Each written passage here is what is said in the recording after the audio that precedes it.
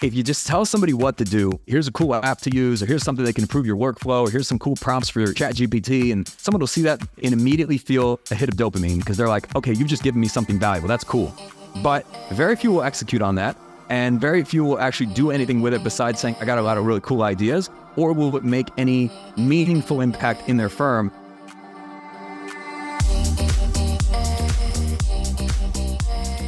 I'm Michael Mogill, founder and CEO of Crisp, the nation's #1 law firm growth company. I've built my business through practice, not theory. Crisp started with just $500 to my name and has grown to over 8 figures in revenue over the last few years, earning a spot on the Inc. 500 list of the fastest growing private companies in America. Our approach has been to take everything we've learned about generating massive growth within our own organization and help the country's most ambitious and committed law firm owners do the same for theirs. In each episode of this podcast, I sit down with innovative market leaders from the legal industry and beyond to learn from those who thrive in the face of adversity, challenge the status quo, and define what it means to be a true game changer. This special edition episode features my conversation with Seth Price and Jay Ruane on the Law Firm Blueprint, where we discussed the secrets to driving sustainable growth in your law firm, how to leverage digital marketing to stay ahead of your competition, and how to transform your client experience to attract and retain high-value cases.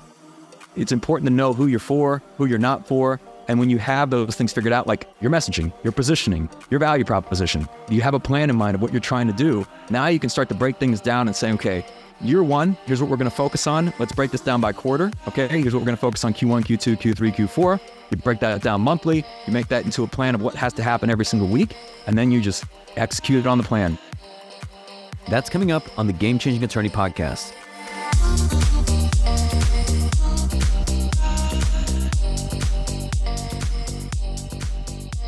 Before we begin today's episode, I want to remind you that we aren't beholden to any sponsors or run any ads on this podcast. This allows us to present all of our episodes raw and unfiltered. I'm not going to push any made-to-order meal services on you or try to save you any money on your car insurance. That being said, I have one small request. If you receive any value from this podcast, please give it a 5-star review. Pay the fee so we can keep this podcast free. Hello. Welcome to this edition of the Law Firm Blueprint. I'm one of your hosts, Jay Ruane, and with me, as always, is my man, Seth Price, down there in the D.C., Maryland, Virginia area. But we are joined by somebody super special to the legal community and just a super special guy all around, Michael Mogill from Crisp. Michael, thank you so much for being with us today on this series all about coaching lawyers, because I think you bring a very unique perspective, having been law firm adjacent and now in it with all these law firms, really pushing them to grow. So thank you for being with us. Thank you. Thank you for having me.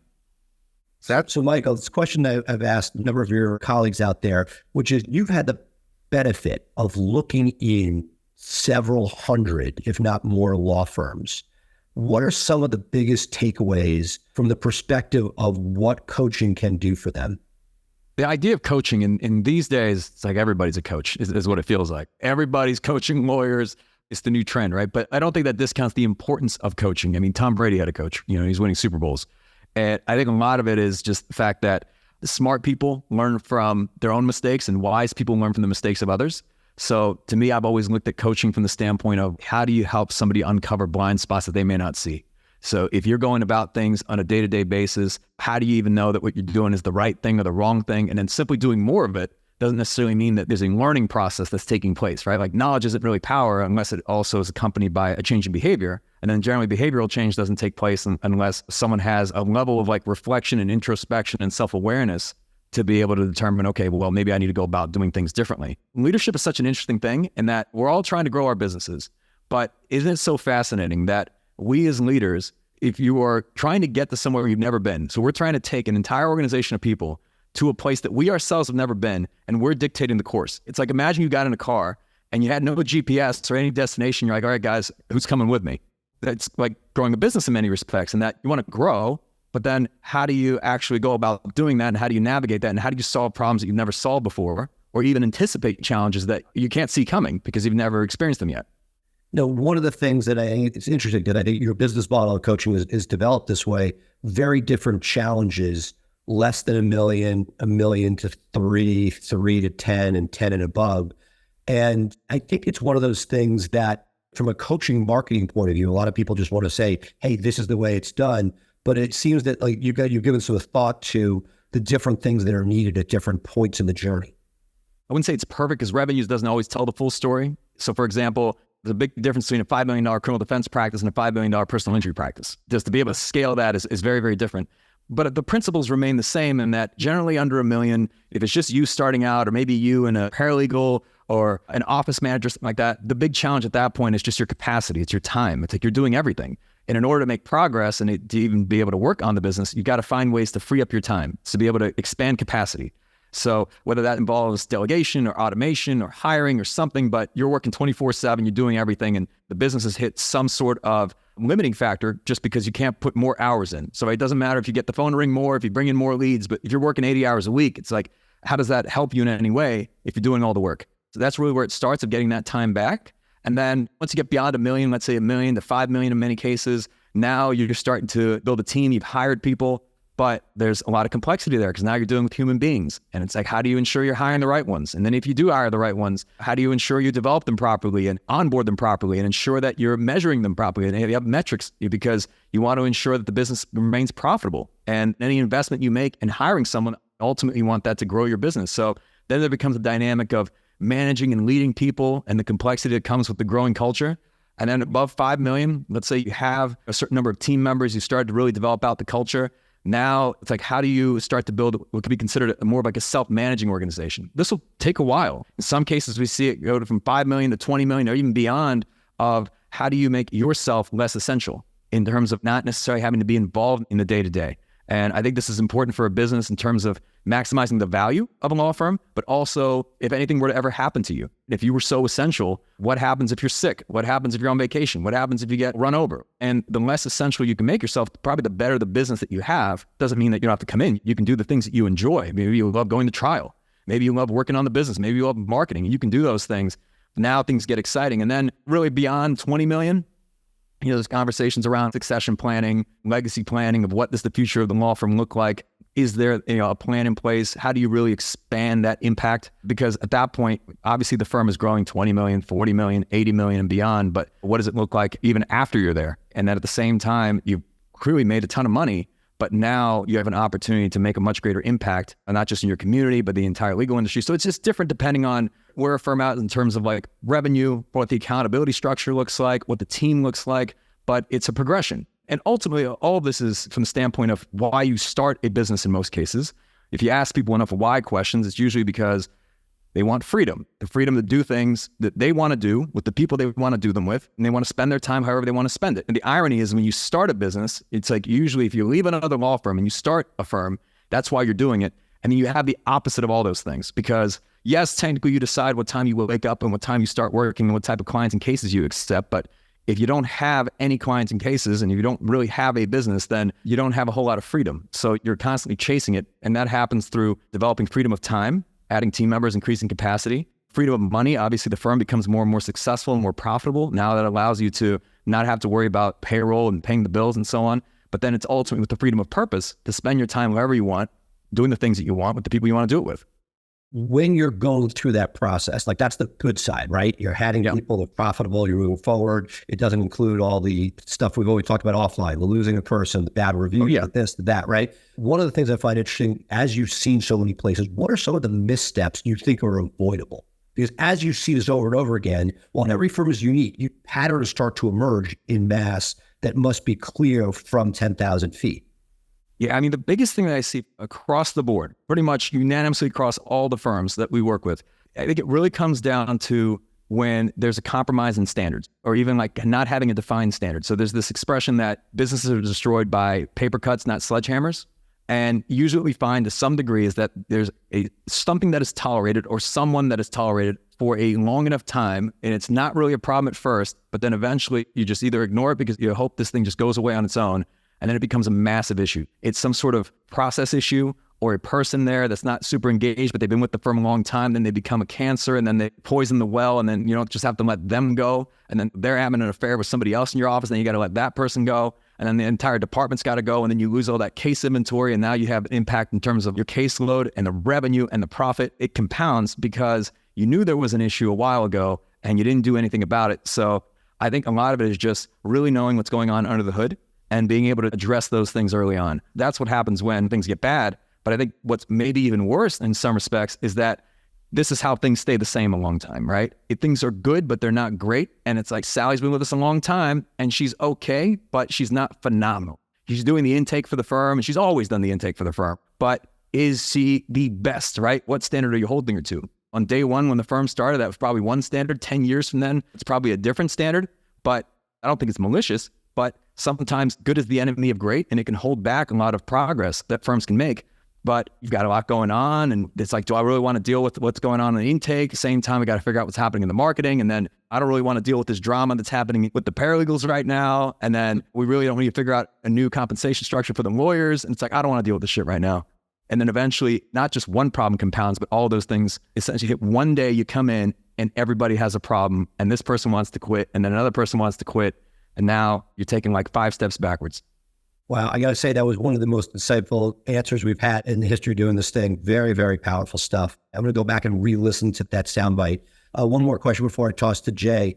Coaching has come on. 10 years ago, barely anybody was going through coaching in the legal space. Now everybody's going through it.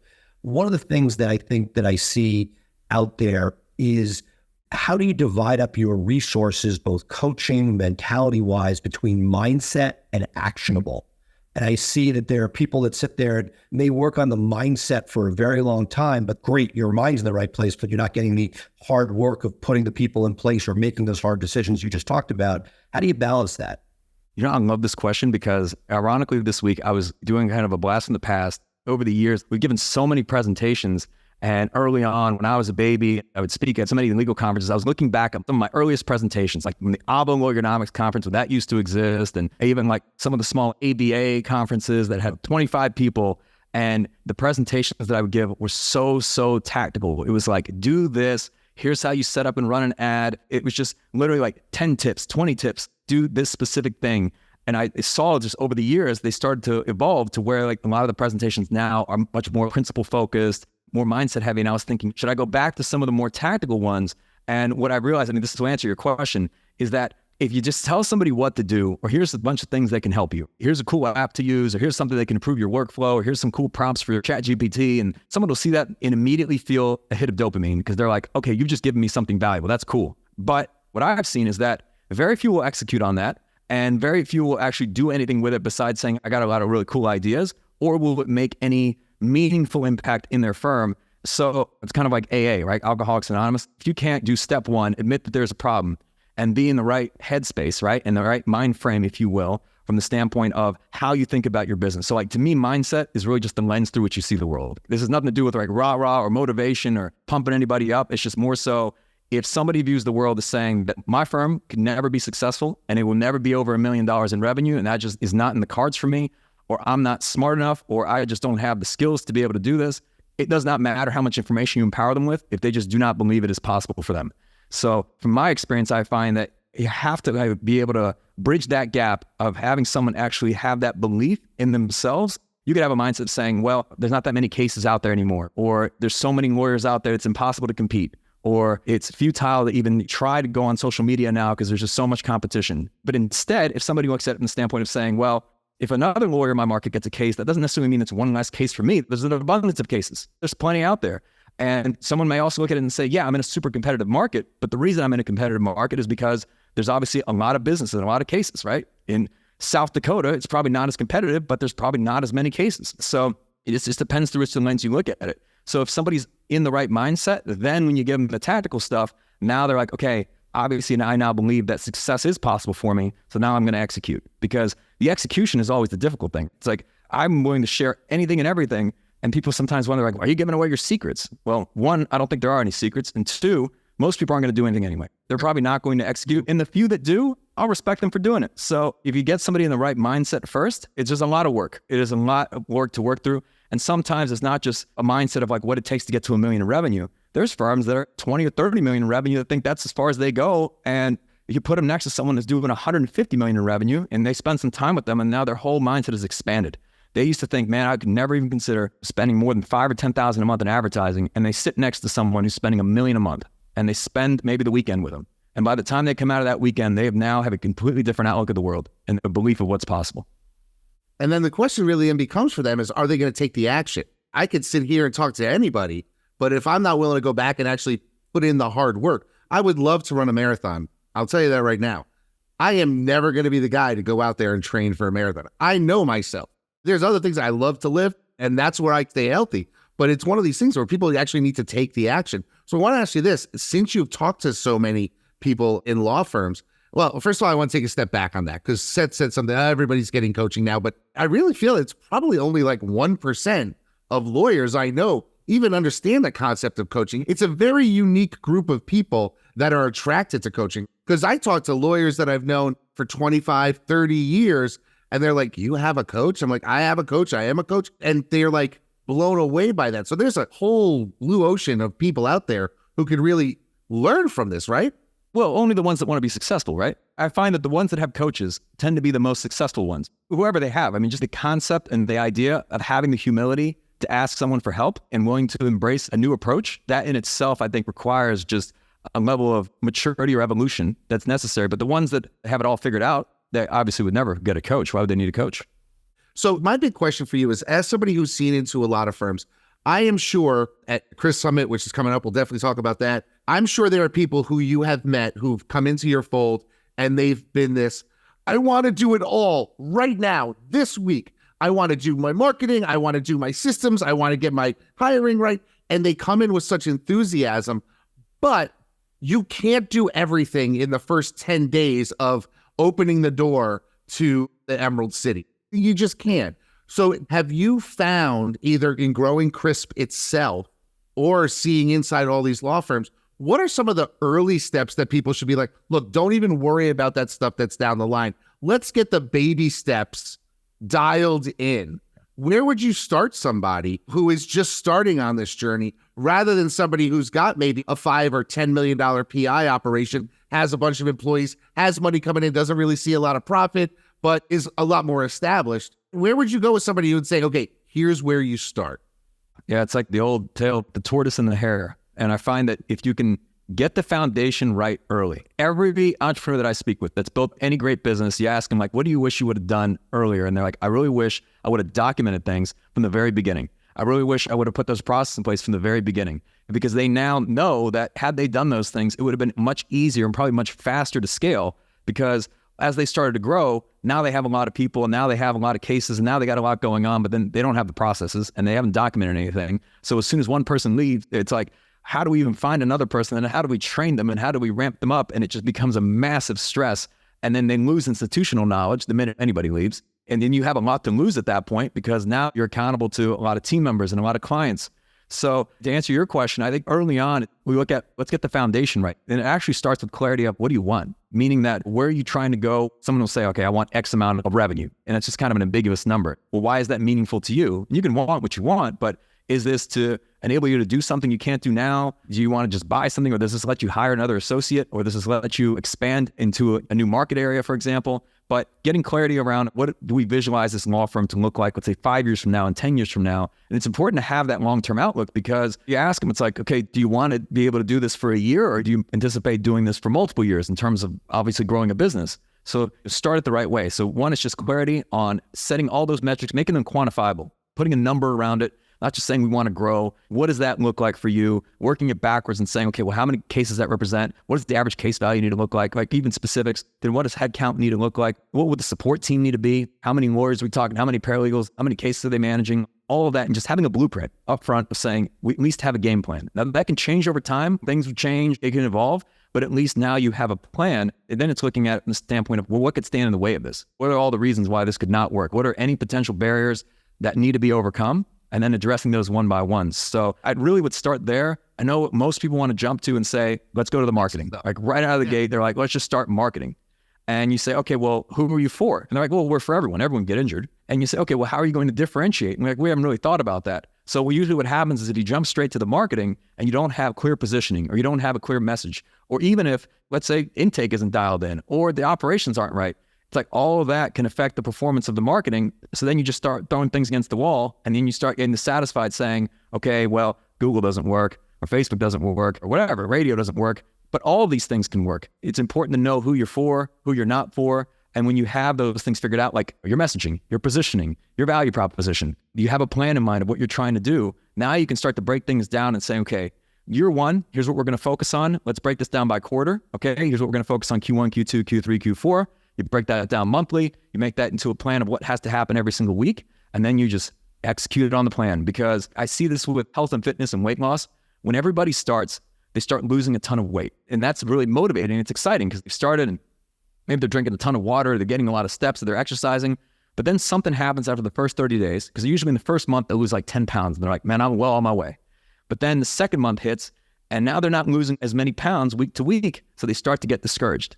And when people get discouraged, they say, well, maybe I should just stop what I'm doing and try something else. And they'll jump from the one diet they were doing to a different type of diet. And it's just realizing that, yeah, the first 30 days or the first few months of anything are always going to be exciting because it's new. It's like the novelty of it.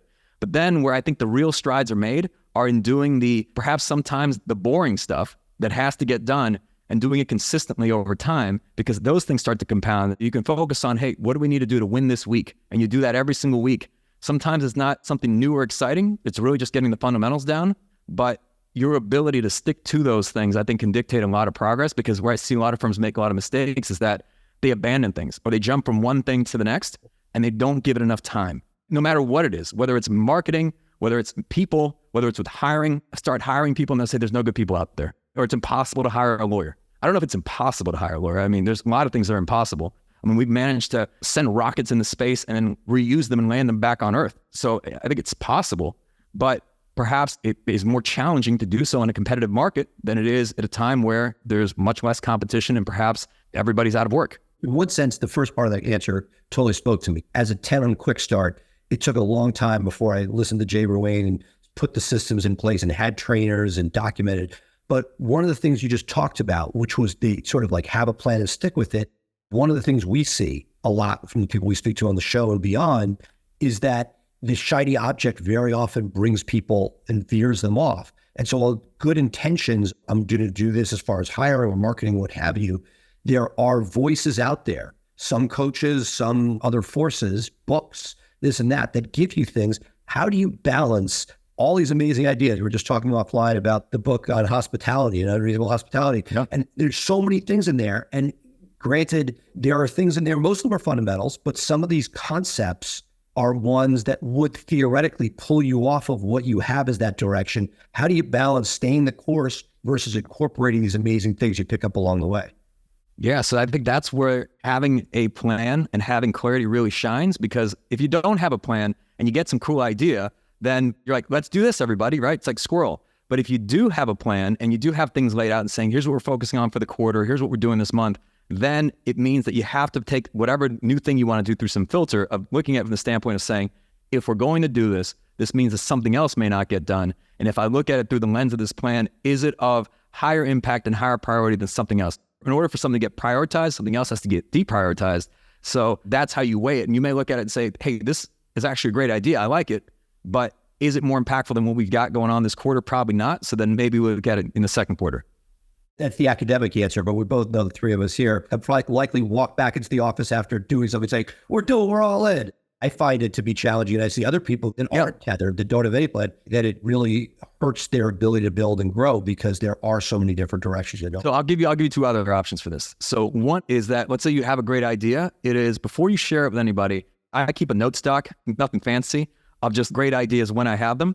And then I'll make a note that I'm going to sleep on this, or I'm going to give this a day or two, and I'm going to look back at it again. And if I'm still excited about it, then I'm going to share it with someone. And then also, before sharing it with someone, I'll map out essentially what does great look like? What are the success criteria? What's the upside of doing it? What's the potential downside? And if I work through that for about 20 minutes and I still feel it's important, then I share it with people. Because the problem is that if I just bring somebody in and I have an idea and I bring a bunch of people into the office and I'm like, guys, we got to do this, then they immediately get into action mode. And they feel like this is the highest priority thing that we have to do, which most of the time, pretty much all the time, is not. It's funny. It's like, as I keep this ideas doc, I always review it at the end of the year each year. And I'll look at it and I'm like, man, some of these ideas I thought were great and they were actually absolutely horrible. And then there's a few in there that we ended up executing on. So just add some buffer between the time at which you are excited and then just to make sure that that's just not an emotion you feel in that particular moment and you can actually make a business case for it. We had a fraternity rule, got out of fraternity. It was a 10-second rule. where before he could speak, he had to reflect for 10 seconds if it was a good idea. I think this is the professional version of that. Exactly.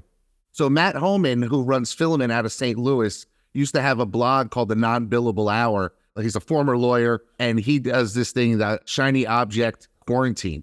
And I downloaded his form, and I have him taped to the back of my office door. And so it's 45 days. Here's the idea. Here's how we'll use it. Tape it to the back of the door, and I'll look 45 days later. If it's still good, we then start to implement it. I can tell you about all of the failed swag and things I have bought for my firm that are sitting in a storeroom right now that I could say, God, if I get that money and that time back, there's so many other things I could do with it, because I was quick to throw down the credit card and, okay, I'm going to do this today. I'm going to sign up for this service. I'm going to do that. And to be honest with you, I think it brings it full circle, because that's one of the things that a coach can hold you accountable for, is keeping you on track, making sure that you're focusing on the stuff that matters rather than the stuff that doesn't matter, right? Absolutely. And one of the best things that you could ever do, if I'm ever struggling with a decision, I always think about, well, what advice would I give myself if I were the one asking for advice? Take yourself out of it, be like third person. And coaches do a really great job with this, because they are not as emotionally tied to what you've got going on. They have greater clarity. They can offer a more unbiased perspective in terms of what's going on. So absolutely, I think having that feedback. And then I think the best coaches, it's not really there to motivate you or pump you up. One of the things we always say is, like, we don't coach effort. If you're one of these people that needs to be a coach to not be lazy or to actually want to get up, I don't know if what you need as a coach. I think what you need is probably introspection and basically really figuring out what it is that you want. More than a coach. Yeah, because I mean, if you had clarity on what you wanted and you knew why you were doing it, then you wouldn't have to drag yourself out of bed every single day. But a great coach is there to be a great execution partner of providing you with the resources you need to, like, basically take an idea from vision to reality. If someone wants to hire someone, to say how, or they want to put KPIs around a role, and you're saying, well, what KPIs should they be? Can you provide me with some resources of, like, how do I actually define key performance indicators and success criteria for this specific role in my firm? You don't just tell someone, like, you need to hire these 3 people, and then you need to, like, train them and onboard them, and then you just leave, because someone doesn't know how to hire them, how to fire them, or how to source them, how to ramp them, how to train them, and how to measure them. So you have to help them with that. And then there's the accountability piece of, when we last met, this is what you committed to. And the simple act of committing to somebody else, and then also being willing to be held accountable. Sometimes I think they'll dabble. They'll put, like, one toe in the water, and they don't want to come out and say something. Like, Jay, to your example, like, if you ever really wanted to run a marathon, you 100% could do it. All you would have to do, believe it or not, is sign up for the race and then post it publicly on social media, and then say that for every dollar that anyone donates, it's going to go to, like, child sex trafficking, and we're going to support this cause. And what, are you not going to do it now? You're going to start training, like, the very next day. But I think a lot of times when, let's say, if we're talking about, like, a law firm, if someone is, like, half-hearted, this is where you can usually tell. They'll say that maybe they don't want that accountability, right? Or they don't want to make that commitment because maybe it's not what they really want. And that's okay. You can say, like, your goals are your goals. It's not like a Price is Right competition where one lawyer has to one up another lawyer. It's just figuring out, again, what is important to you. And then once you make that commitment, that's where I think the coach can really help ensure that there's continuous progress. Limited time remaining. I want to give you a chance to tell us about the Chris Summit coming up. It looks like you got some insane speakers. You got Will Guidara talking about unreasonable hospitality. That's amazing. That's a hell of a get. Thank you. Yeah, so this will be our 7th event. Crazy to think about. But yeah, this one, we've always positioned it as a law firm growth conference. Nowadays, it seems like everything's a law firm growth conference. But the whole idea here is that we want to bring together speakers that you're generally not going to see anywhere else, or at least at any other legal conference. And I hear things like, hey, what's Nick Saban going to teach me about growing my law firm? Or what's Will Guidara going to teach me about growing my law firm? Or Morgan House or Ludacris? And we look at it through a different perspective. Number one, if you bring people together from other industries that offers unique perspectives, like Will Guidara, who wrote Unreasonable Hospitality, running a Michelin star restaurant in New York City, like, I think he knows a thing or two about providing great customer service and great client experience. If you can bring that innovative perspective to a law firm, I think that gives them a competitive advantage. And if we're going to talk about leadership, I mean, who better than Nick Saban? This guy knows a thing or two about creating a great culture and winning, because he was able for many years to take a bunch of 18-year-olds who came from all sorts of various backgrounds and get them to work together as a team to win a national title consistently year over year. There's something to be said for that. There's that portion in terms of just putting together great speakers, great content, because we want people to learn. And then, to your point, just open up new perspectives of what is possible. Sometimes if you hear from people from different backgrounds, you start to really understand that there's not as many limitations as you might think. Beyond that, this year's event, we made it by invitation only. We've always aimed to have great speakers. We aim to have great entertainment. Last year, we had Flo Rida. The year before, Boys to Men. This year, it's Ludacris. So we want people to have a great time, because we believe I know sometimes people see this stuff and they see DJs and entertainers, big screens, and they're like, oh, that sounds ridiculous. There's nothing substantive there. But I think you learn a lot better if you're engaged while you're doing it. If you are excited and if you are in an environment that brings out a visceral impact in you, you might come home and say, okay, now I'm ready to make this change, or I'm ready to take this next step or take this next action. And then bringing together committed, engaged law firm owners. So part of the invitation aspect of it is that when you just let anybody buy a ticket, you're going to be in the bathroom and you're going to be at the urinal and someone leans over and says, do you want to talk about legal funding? And that doesn't make for a great experience. So I think vetting people and ensuring that everybody is, let's say, growth-minded, or everybody believes in running their practice like a business. Not everybody does. Some people would just think that, it's an abomination. The event's not for them, and that they're open to sharing, because you're going to be around a lot of other lawyers. You're going to be able to network and learn from one another and gain referral partnerships.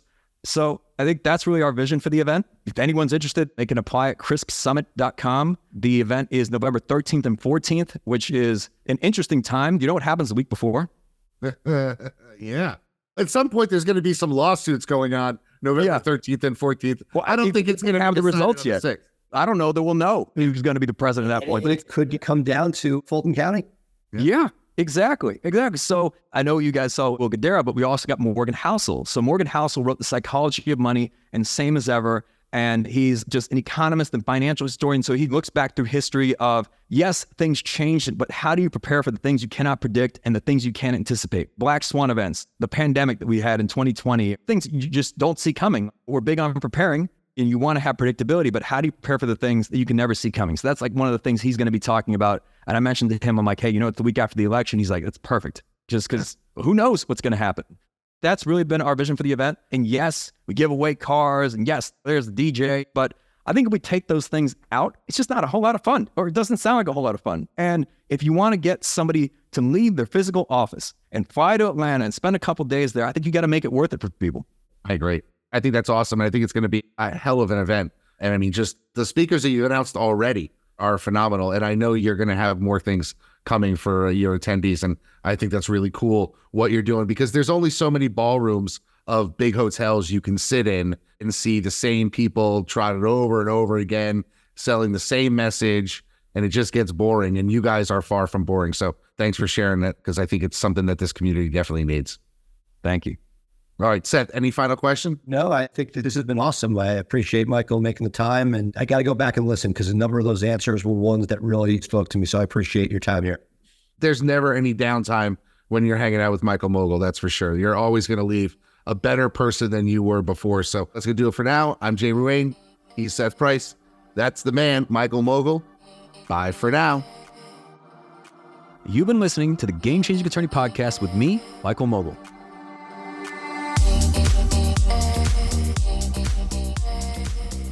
If you found this episode valuable, here are 3 free ways that I can help you grow your law firm. Number 1, download the first chapter of my book absolutely free at GameChangingAttorney.com. Number 2, you can shoot me a text at 404-531-7691, and I'll answer any question that you've got for me. And finally, number 3, if you can leave this podcast a 5-star review, it'll help us gain access to more influential thought leaders and bring their lessons learned here to you.